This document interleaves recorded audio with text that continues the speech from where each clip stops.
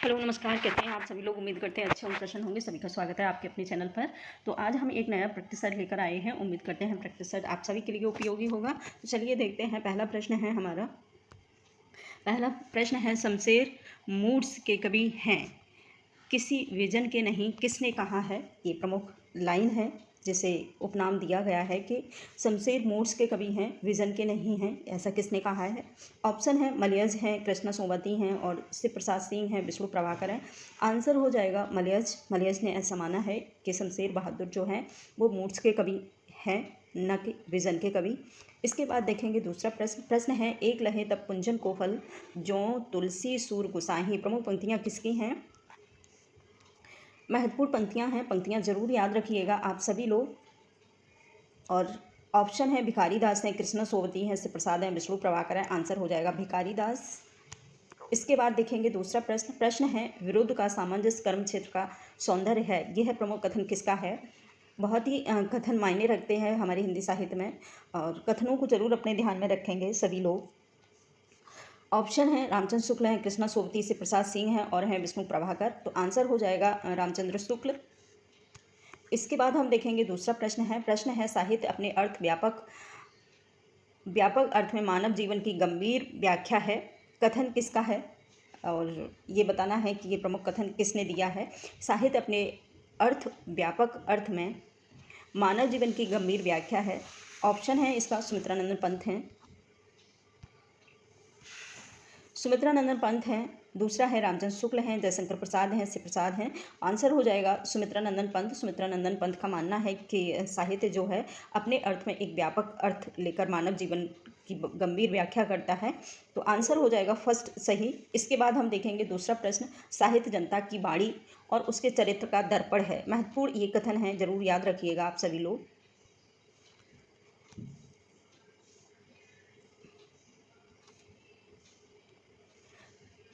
प्रमुख बताना है कि किसने कहा है कि साहित्य जनता की बाणी और उसके चरित्र का दर्पण होता है। और ऑप्शन है रामचंद्र शुक्ल हैं, रामलाल शर्मा हैं, नगेंद्र हैं और हैं धीरेन्द्र वर्मा।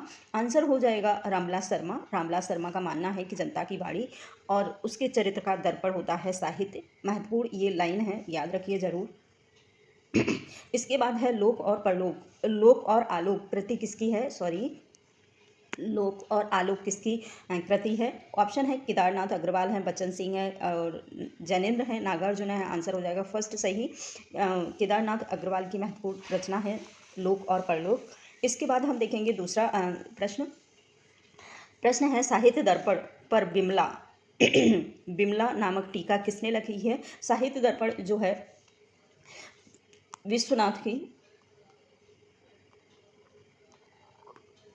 विश्वनाथ की महत्वपूर्ण रचना है साहित्य दर्पण। इसे ज़रूर पढ़िए, संस्कृत की ये रचना है। तो इसमें बिमला नाम से किसने टीका लिखी है ये बताना है।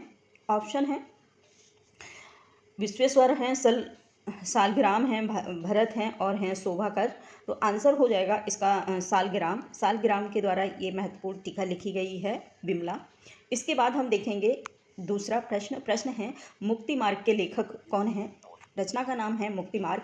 ऑप्शन है रघुवीर साय हैं, अज्ञे हैं, जैनेन्द्र हैं और हैं भारत भूषण। तो आंसर हो जाएगा भारत भूषण अग्रवाल की प्रमुख रचना है मुक्ति मार्ग। इसके बाद हम देखेंगे दूसरा प्रश्न है हिंदी भाषा में काम करने वाले प्रथम कंप्यूटर का नाम क्या था। ऐसा बोला गया है कि हिंदी भाषा में सबसे पहले जो कंप्यूटर के द्वारा काम किया गया था उस कंप्यूटर का नाम क्या था। राघव था, सिद्धार्थ था, लिपि था या था आशा। तो आंसर हो जाएगा सिद्धार्थ। हम सभी लोग इस प्रश्न को जानते होंगे कि सबसे पहले जो कंप्यूटर पर हिंदी भाषा का प्रयोग हुआ था वो सिद्धार्थ नामक कंप्यूटर से हुआ था। इसके बाद है नेक्स्ट दूसरा प्रश्न है तंत्रालोक रचनाकार कौन है। तंत्रालोक के रचनाकार कौन हैं। ऑप्शन है राजशेखर हैं, गोविंद ठाकुर हैं, अभिनव गुप्त हैं और हैं जयदेव। तो आंसर हो जाएगा सी सही, अभिनव गुप्त। इसके बाद है नेक्स्ट दूसरा प्रश्न, एकावली ग्रंथ के रचनाकार कौन हैं। एकावली एक ग्रंथ है जिसके रचनाकार कौन हैं। ऑप्शन है विद्याधर है, मम्मट हैं, कुंतक हैं और हैं नगेंद्र। तो आंसर हो जाएगा विद्याधर। एकावली ग्रंथ के रचनाकार विद्याधर हैं। इसके बाद देखेंगे दूसरा प्रश्न है प्रबंध काव्य को भाविक अलंकार नाम किसने दिया है। किस आचार्य ने दिया है? ऑप्शन है दंडी हैं, भामा हैं, भरत हैं और हैं मम्मट। तो आंसर हो जाएगा दंडी। दंडी के द्वारा ये प्रमुख नाम दिया गया है प्रबंध काव्य को। उन्होंने भाविक अलंकार नाम दिया है। इसके बाद देखेंगे दूसरा प्रश्न। प्रश्न है इतिहास के आंसू रचना के कौन लेखक हैं? इतिहास का आंसू बहुत ही महत्वपूर्ण रचना है इतिहास के आंसू, और बताना है कि लेखक कौन है। भवानी भाई हैं, दिनकर हैं, कुमार नारायण हैं या फिर कीर्ति चतुर्वेदी है। तो आंसर हो जाएगा बी सही, दिनकर के द्वारा ये महत्वपूर्ण रचना लिखी गई है इतिहास के आंसू। इसके बाद है नेक्स्ट दूसरा प्रश्न, तुलसीदास को मुगल काल का सबसे बड़ा व्यक्ति किसने माना है? तो आंसर हो जाएगा स्मिथ। स्मिथ ही एकमात्र ऐसे जो विद्वान थे जिन्होंने कहा है कि मुगल काल के बाद अगर कोई बहुत ही अच्छा आदमी है, बहुत बड़ा आदमी है, तो वो तुलसीदास हैं। इसके बाद नेक्स्ट दूसरा प्रश्न है, प्रेमचंद का विधवा विवाह पर आधारित उपन्यास कौन सा है? प्रेमचंद ने बहुत सारे उपन्यास लिखे हैं हमारे हिंदी साहित्य में, जो मोस्टली किसानों और विधवा और सामाजिक परिस्थितियों पर को आधार बनाकर ही लिखे हैं उन्होंने जितने भी उपन्यास लिखे हैं। और उसमें पूछना है कि विधवा विवाह पर आधारित कौन सा उपन्यास है? तो पहला आंसर है प्रेमा है, सेवा सदन है, निर्मला है और है इनमें से कोई नहीं है। तो एक तो विधवा विवाह पर लिखा हुआ है, इसमें बहुत कन्फ्यूजन होता है। विधवा विवाह पर लिखा हुआ है प्रेमा, प्रेमा, और अनमेल विवाह पर लिखा हुआ है निर्मला। ठीक है, इन दोनों में बहुत कन्फ्यूजन होता है, तो आप इसको याद रखिएगा। और इसमें प्रेमा जो है विधवा विवाह की उसकी कहानी है प्रेमा में। और प्रेमचंद ने बड़े बखूबी ढंग से इस उपन्यास को लिखा है, कभी मौका मिले तो पढ़िएगा ज़रूर इस उपन्यास को। इसके बाद देखेंगे हम दूसरा प्रश्न, तुलसी की किस रचना को भ्रमर का प्रसंग माना है या आया है? मतलब तुलसीदास की कौन सी रचना है जिसमें उन्होंने भ्रमर प्रसंग का उल्लेख किया है, ये पूछा है। ऑप्शन है गीतावली है, कृष्णावली है और है कृष्ण गीतावली। तो आंसर हो जाएगा कृष्ण गीतावली। कृष्ण गीतावली में इन्होंने भ्रमर गीत प्रसंग का उल्लेख किया है। आंसर है डी सी सही। इसके बाद देखेंगे दूसरा प्रश्न, तुलसी कृत वह कौन सा ग्रंथ है जो उन्होंने गंभीर बीमारी से मुक्ति हेतु रचा था? तो ऑप्शन है दोहावली, हनुमान वाहक है, विनय पत्रिका है। आंसर हो जाएगा बी सही। हनुमान वाहक में माना जाता है इन्होंने अपनी बीमारी से मुक्ति के लिए इन्होंने ये ग्रंथ लिखा था जिसका नाम था हनुमान वाहुक। इसके बाद हम देखेंगे दूसरा प्रश्न है तुलसीदास को कलिकाल का वाल्मीकि किसने कहा है? और ऑप्शन है नाभादास है, रामानंद अकबर हैं और हैं हजारी प्रसाद द्विवेदी। तो आंसर हो जाएगा नाभादास के द्वारा ये प्रमुख उपनाम मिला है तुलसीदास को कलिकाल का वाल्मीकि। तो आंसर ए सही है। प्रभात फेरी काव्य के रचनाकार कौन हैं? ऑप्शन है चंद्र शर्मा गुलेरी हैं, नागेंद्र हैं, नरेंद्र शर्मा हैं, राकेश शर्मा हैं या फिर जयशंकर प्रसाद हैं। तो आंसर हो जाएगा प्रभात फेरी नरेंद्र शर्मा की महत्वपूर्ण रचना है। इसके बाद हम देखेंगे दूसरा प्रश्न, अकाल और उसके बाद कविता के रचनाकार कौन हैं? ये बहुत ही प्रसिद्ध रचना है अकाल और उसके बाद, और बहुत फेमस हुई थी बंगाल के अकाल के बाद ये रचना का उल्लेख लिखी गई है। तो किसने लिखी है ये बताना है। ऑप्शन है प्रेमचंद है, नागार्जुन है, गुलेरी हैं। तो आंसर हो जाएगा नागार्जुन के द्वारा ये प्रमुख रचना लिखी गई है अकाल और उसके बाद, जिसमें बंगाल के अकाल का उल्लेख किया गया है। इसके बाद हम देखेंगे दूसरा प्रश्न, बरसे बदरिया सावन की मन भावन की निम्नलिखित पंक्तियाँ किसकी हैं? बहुत ही प्रसिद्ध ये पंक्तियाँ हैं मन भावन सावन। और ऑप्शन है मीराबाई, कबीर, दादू या फिर हैं तुलसीदास। तो आंसर हो जाएगा मीराबाई की ये प्रमुख पंक्तियाँ हैं कि बरसे बदरिया सावन की मन भावन की, ऐसा इन्होंने कहा है। और इसके बाद देखेंगे दूसरा प्रश्न, विधवा विवाह के संबंध में पुस्तक सत्य प्रकाशन के लेखक कौन हैं? एक रचना है, पुस्तक है, उसका नाम है विधवा विवाह। और इस पुस्तक का जो लेखन है किसने किया है? ऑप्शन है दयानंद सरस्वती हैं, परमहंस हैं और करसदन दास हैं। तो आंसर हो जाएगा सी सही, करसदन दास ने ये प्रमुख पुस्तक लिखी है। इसके बाद हम देखेंगे दूसरा प्रश्न है हिंदी संसार का सर्वाधिक प्रसिद्ध शोक गीत है। महत्वपूर्ण ये लाइन है, इसको जरूर नोट डाउन करेंगे आप सभी लोग। किसने कहा है कि हिंदी संसार का सर्वाधिक प्रसिद्ध शोक गीत है? ऑप्शन है बापू स्मृति, सरोज स्मृति और मंदोदरी विलाप, उर्मिला का विलाप, किसमें ये जो रचना है जिसे शोक गीत के नाम से जानते हैं, तो ये है सरोज स्मृति। ये निराला की रचना है, निराला की रचना है। इन्होंने अपनी पुत्री के वियोग में, इनकी पुत्री थी, उनका नाम सरोज था, और वो उनकी डेथ हो जाने के बाद इन्होंने उनकी स्मृति में ये रचना लिखी थी, सरोज स्मृति।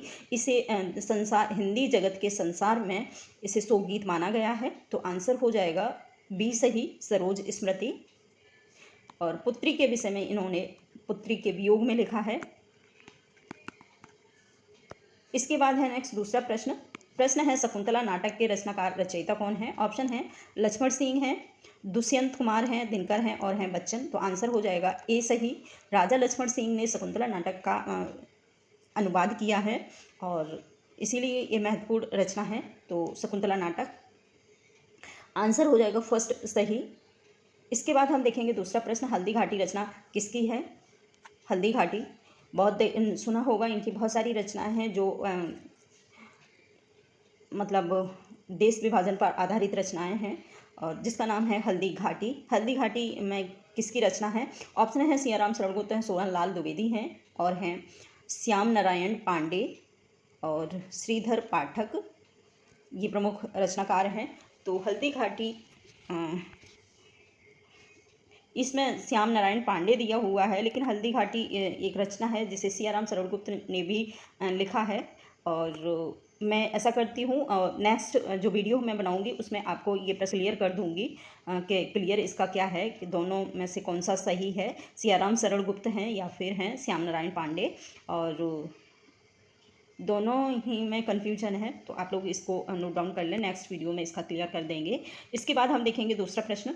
दूसरा प्रश्न है हिंदी साहित्य के अनल कवि के नाम से कौन प्रसिद्ध है? हिंदी साहित्य के अनल कवि, ऑप्शन है रामधारी सिंह, रामधारी सिंह दिनकर, आलोक धनवा धूमेल या फिर लीलाधर जंगूड़ी। तो आंसर हो जाएगा ए सही, क्योंकि इन्होंने बहुत सारी ऐसी व्यंग्यात्मक रचना लिखी हैं, इसलिए इनको उपनाम ही दे दिया गया है कि इन्हें अनल का कवि कहा जाता है, रामधारी सिंह दिनकर को। तो आंसर हो जाएगा ए सही, रामधारी सिंह दिनकर। इसके बाद हम देखेंगे दूसरा प्रश्न, हीरा जनगाथा रचना किसकी है? हीरा जनगाथा किसकी रचना है? ऑप्शन है आलोक धनवा है, धूमिल हैं, जंगूड़ी हैं और हैं नागार्जुन। आंसर हो जाएगा नागार्जुन। इसके बाद हम देखेंगे दूसरा प्रश्न। प्रश्न है अधिकार खोकर बैठे रहना यह महादुष्कर्म है, और अधिकार खोकर बैठ रहना यह महादुष्कर्म है किस की रचना है, और बताना है कि किस रचना से ये पंक्तियाँ उद्धृत हैं। ऑप्शन है भारत भारती है, कामायनी, ध्रुव स्वामी और है साकेत। तो आंसर हो जाएगा ये भारत भारती की रचना में से ली हुई प्रमुख पंक्तियां हैं, जो जिसके लेखक हैं मैथिली शरण गुप्त, मैथिली शरण गुप्त की प्रमुख ये रचना है। पेन थोड़ा कम चलने लगा है तो कहीं कहीं ठीक से छपता नहीं है, तो आप लोग माइंड ना करें इस चीज़ को। नेक्स्ट कोशिश करूँगी इसको चेंज करने की, पेन को। और इसका जो समयकाल है भारत भारती का 1912 में ये लिखी गई थी। बहुत ही प्रसिद्ध रचना है, जिससे अंग्रेज़ों ने इसको विरोध बहुत किया था और कुछ दिनों के बाद इसे जब्त भी कर लिया था भारत भारती को। तो ये महत्वपूर्ण रचना है जिसमें इन्होंने भारतीय स्वतंत्रता को बहुत ही मतलब सटीकता से और बहुत ही उत्साहयुक्त शब्दों के आधार पर इसकी रचना की है। तो आंसर हो जाएगा भारत भारती। दूसरा प्रश्न है इग रूल विधि को कहा जाता है? इग रूल विधि हमें बतानी है कौन सी होती है। ऑप्शन है अवलोकन विधि, निगमन विधि, आगमन विधि या फिर प्रयोगात्मक विधि। तो इग रूल विधि को जो कहा जाता है वो अवलोकन विधि को कहा जाता है। अवलोकन जिसमें हम किसी चीज़ को देखकर फिर उसके उत्तर को पहुँचते हैं, उसके लास्ट आंसर पर पहुँचते हैं, उसे अवलोकन कहा जाता है। और जांचते हैं, परखते हैं, फिर उसका हम क्लियर करते हैं, उसका जो भी होता है तो उसे अवलोकन विधि कहा जाता है। इसके बाद है जीरो रोड किसकी रचना है? जीरो रोड किसकी रचना है? सूर्यवाला की है, नासरा शर्मा की, कृष्णा सोबती, अलका सारावगी। तो आंसर हो जाएगा बी सही, नासरा शर्मा की महत्वपूर्ण रचना है जीरो रोड। खड़ी बोली का अरबी फारसी मय रूप है तो उर्द बोला जाता है, जिसे खड़ी बोली का जो उर्दी और अरबी और फारसी रूप है, उसे उर्द कहा जाता है। इसके बाद है दोहा कहने से किस लोक प्रचलित काव्य भाषा का बोध होता है। दोहा मतलब दोहा होता है, एक दूहा होता है, दोनों में अंतर समझिएगा, और दोनों ही एक हिंदी साहित्य के महत्वपूर्ण अंग हैं। और दोहा जो है अपभ्रंश भाषा का छंद है,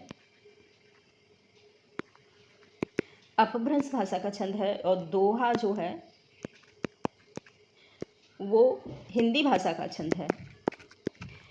ठीक है, हिंदी भाषा का छंद दोहा है, और दूहा है वो अपभ्रंश भाषा से छंद माना जाता है, अपभ्रंश भाषा का, और प्रचलित है काव्य भाषा का बोध होता है। बताना है, ऑप्शन है खड़ी बोली, अपभ्रंश से डिंगल है, पिंगल है, तो आंसर हो जाएगा अपभ्रंश भाषा। इसके बाद देखेंगे हम दूसरा प्रश्न, अपभ्रंश भाषा के प्रथम व्याकरणकर्ता कौन हैं। हेमचंद हैं, स्वयंभू हैं, पाणिनि और हैं वेदव्यास, तो आंसर हो जाएगा हेमचंद। हेमचंद का महत्वपूर्ण व्याकरण है हमारे हिंदी साहित्य में जो हम लोग पढ़ते हैं, और इनकी रचना जो अपभ्रंश भाषा में इन्होंने अपना व्याकरण दर्शाया है, और आंसर हो जाएगा ए सही, हेमचंद। इसके बाद है समांतर कहानी के प्रवर्तक कौन हैं। समांतर कहानी किसके द्वारा प्रचलित हुई, संचालित हुई। ऑप्शन है कमलेश्वर हैं, बालमुकुंद अज्ञेय और हैं महीप सिंह, तो आंसर हो जाएगा कमलेश्वर। कमलेश्वर के द्वारा जो समानांतर कहानियों को आरंभ हुआ था वो कमलेश्वर के सहयोग से ही हुआ था। इसके बाद हम देखेंगे दूसरा प्रश्न, जरासंध वध महाकाव्य किसकी रचना है। जरासंध वध महाकाव्य किसकी रचना है। ऑप्शन है गोपाल चंद्र गिरधरदास की है, पारसनाथ सेवक की है, या फिर राम अवध द्विवेदी की है, वैजनाथ द्विवेदी की है। आंसर हो जाएगा ए सही, गोपाल चंद्र गिरधरदास के द्वारा ये महत्वपूर्ण रचना लिखी गई है जिसका नाम है जरासंध वध। जरासंध एक राक्षस है, उसके नाम से ये महत्वपूर्ण रचना लिखी गई है। उसके बाद है नेक्स्ट दूसरा प्रश्न है, और ये लास्ट प्रश्न है। इसके बाद नेक्स्ट दूसरे वीडियो में हम अपना ये वीडियो प्रश्नों को ऐड करेंगे। तो प्रश्न है, रामचरितमानस में तुलसी की करुणा और समाजोन्मुख, तुलसी की करुणा समाजोन्मुख है, विनय पत्रिका में यह आत्मोन्मुख है, यह कथन किसका है। ये बोला है कि रामचरितमानस में जो तुलसी ने अपने भावों को उल्लेखित किया है उसमें करुणा को जो एक है उनमें करुणा का जो उल्लेख मिलता है वो समाज के प्रति मिलता है, और विनय पत्रिका में उसे आत्मोन्मुख मिलता है, यानी कि अपने प्रति विनम्रता दिखाते हुए उसका उल्लेख हुआ है। तो ये किसने कहा है, और ऑप्शन है हजारी प्रसाद द्विवेदी है, रामविलास शर्मा है, रामचंद्र शुक्ल हैं, इनमें से कोई नहीं है, तो आंसर हो जाएगा बी सही, रामविलास शर्मा। रामविलास शर्मा के द्वारा ये प्रमुख लाइन दी गई है कि रामचरितमानस जो तुलसी के द्वारा लिखा है उसमें जो करुणा की भावना है रामचरितमानस में वह है समाजोन्मुख, और विनय पत्रिका में जो करुणा की भावना है वो खुद के प्रति आत्मोन्मुख है। तो आज इतना ही, थैंक यू। नेक्स्ट वीडियो हम दूसरा प्रैक्टिस सेट सॉल्व करेंगे।